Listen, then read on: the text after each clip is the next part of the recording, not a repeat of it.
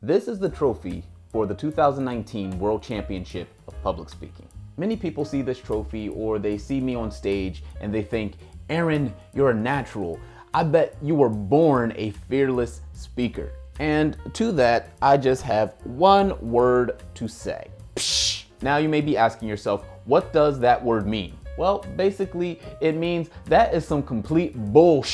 Sure, I may be the world champion of public speaking now, but when I was a child, a teenager, even in college, I was deathly afraid of public speaking. I was so afraid of speaking to other people that I would be nervous ordering pizza on the telephone. So how did I go from being afraid to talk to people on the telephone to becoming the world champion of public speaking? My name is Aaron Beverly, and I am going to tell you how I overcame my fear of public speaking.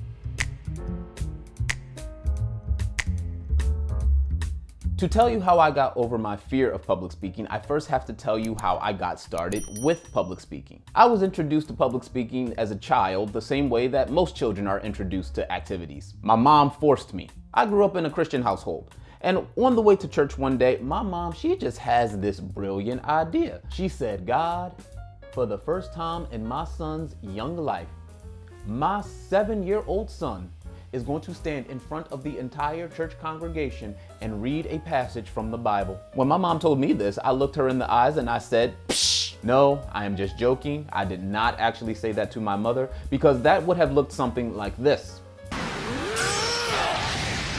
That, my friends, would have been stupid. So instead, I looked at my mom, I crossed my arms and I said no. That was stupid too. My mom was furious, and I'm talking furious like this. In that moment, I was faced with humanity's two greatest fears, the fear of public speaking and the fear of death. Since I am still alive today, you know which option I chose. But I remember standing at that podium. My body was shaking uncontrollably. My heart was pounding in my chest. When it was over, I thought, I am glad that's done. I am never doing that again. I hate public speaking. Fast forward to the 8th grade. I'm about to graduate from middle school. Middle school graduation means that the valedictorian has to give a speech. And I thought, hey, that is great, because I was not the valedictorian. In fact, I was not the first best in my class. I was not the second best in my class. I was not the third best in my class. I was 4th. I have never been happier not being in first place. That is until my teacher, Mr. Zane, has this brilliant idea. He says for the first time in the history of middle school graduations, we are going to have speeches from the top 4 students. I am in the back of that classroom thinking to myself, graduation day comes and I still have the same dread as I had when I was 7 years old speaking in front of my church congregation. As I was walking up to face that audience, I remember thinking, God, if you could just have a meteor hit the earth right now, I'm just saying, I will be your best friend. Since we are all still here today, you know that did not happen. I remember though, getting in front of that audience, shaking uncontrollably, my heart pounding again. When it was over, I thought, I am glad that's done. I am never doing that again. I hate public speaking. Fast forward 4 years later, I am now a senior in high school. I was not the best student in high school, so I was not the 4th best in my class. I was not the 5th best in my class. I was not the 50th best in my class. But the bright side was that I did not have to give any speeches. That is until my school principal, Mrs. Pelzer, had this brilliant idea.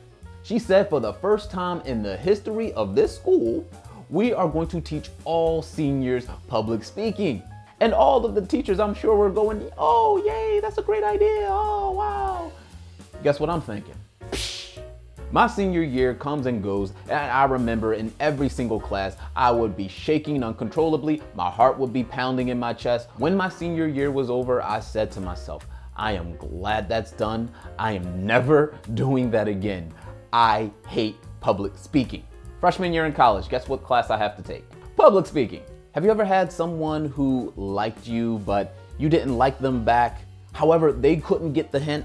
For me, that was public speaking. Why couldn't public speaking see that I just didn't like it the same way that it liked me? Why couldn't it leave me alone? I was afraid of public speaking, even after all of that experience. And it's something that we all kind of face. We are surrounded by opportunities for public speaking.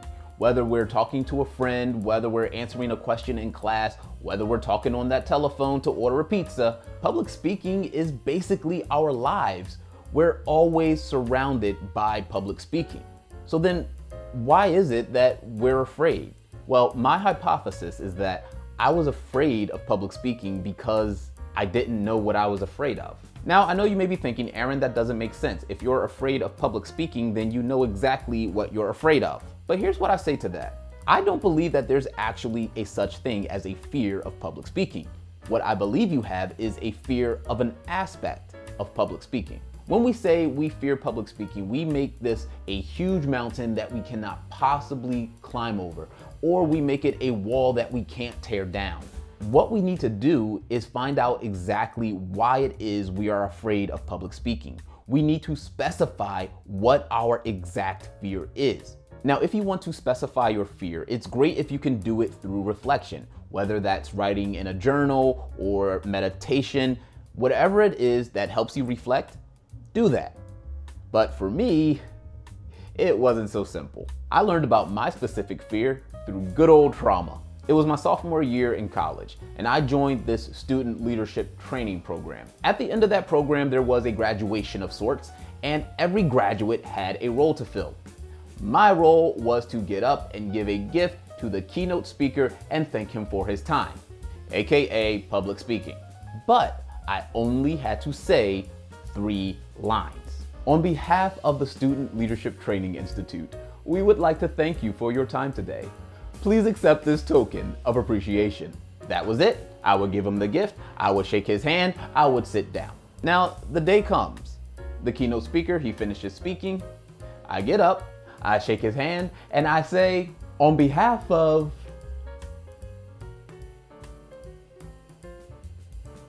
I completely went blank.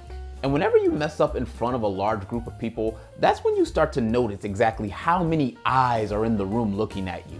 That's also when you realize that time is slowed down to a crawl. It was 15 seconds of the most awkward silence that you could have ever experienced. 15 seconds, mind you, where I am still holding on to this man's hand. He is looking at me as if to say, kid, please say something. It is not that hard. So I did. Here. And I sat down.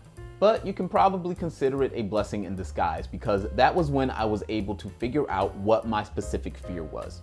My specific fear was forgetting what I wanted to say. Or you could dig deeper into that and say that my fear was of embarrassing myself. But now that I had been able to specify what my fear of public speaking was, I was now able to take specific action to conquer and overcome that fear. I joined Toastmasters in the year 2009, and I gave my first speech. When I gave my first speech, I decided to do this novel concept. Maybe you've heard of it. It is called practice. And after I had practiced, I gave my speech. And guess what? I didn't forget what I wanted to say, and I did not embarrass myself. In fact, there was a person who got up afterwards. He looked at me and told me, there is a future world champion of public speaking. Just by specifying my fear and then taking action to meet that fear helped me tremendously. I guess the lesson that I can tell you here is that you need to specify your fear, and then you need to find a place where you can get repetition. Expose yourself to public speaking as much as you possibly can. And also, it does not hurt at all to practice a little bit. But the story doesn't quite end there because I decided that I was going to compete in the international speech contest. And I competed year after year after year after year until finally I won this thing. Now the lesson there is that it can be tough to find ways to motivate yourself to get in front of people and speak. Therefore, you should probably find some way to challenge yourself. Make it fun, make it a game. For me, I found it extremely fun to compete in the international speech contest. It was a way for me to challenge myself, to go in round after round after round and see how I could improve and keep winning. You could find your own methods of gamification and challenge to make sure that you have enough motivation to keep getting up in front of people and to keep speaking. But the key is to make sure that it's fun for you. If it's not fun, you're not likely to keep it up. Now, I just want to say one last thing about this trophy.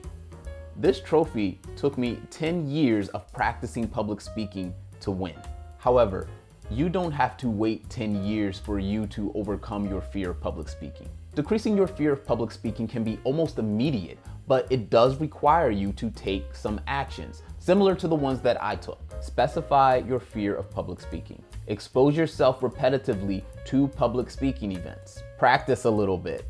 Make it a game or make it a challenge. And the fifth one that I'll drop on you right now, be consistent and patient. Sometimes it will take you time to grow and learn more. And if you do this, who knows? Maybe we'll see you holding that public speaking trophy one day. Or at the very least, you'll be able to talk on the telephone and not feel like you're about to die.